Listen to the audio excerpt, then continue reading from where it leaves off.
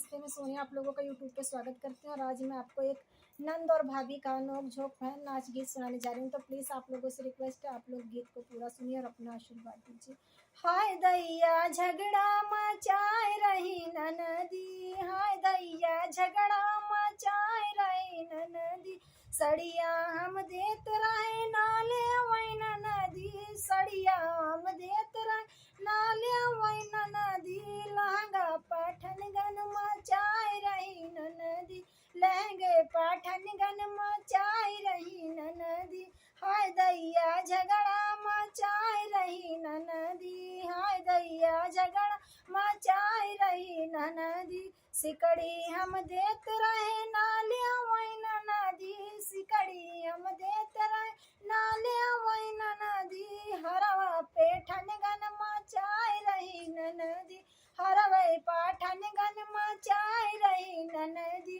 हाय दैया झगड़ा मचाए रही ननदी, हाय दैया झगड़ा मचाए रही ननदी, मुंदरी हम देत रहे नालिया वैन नदी, मुंदरी हम देत रहे नालिया वैन नदी, कंगने माँ झगड़ा मचाए रही ननदी, कंगने पाठन गन मचाए रही ननदी, हाय दैया झगड़ा मचाए रही ननदी, हाय दैया झगड़ा मचाए रही ननदी, करधन हम देत रहे नाले वैन नदी, करधन हम देत रहे नाले वैन नदी,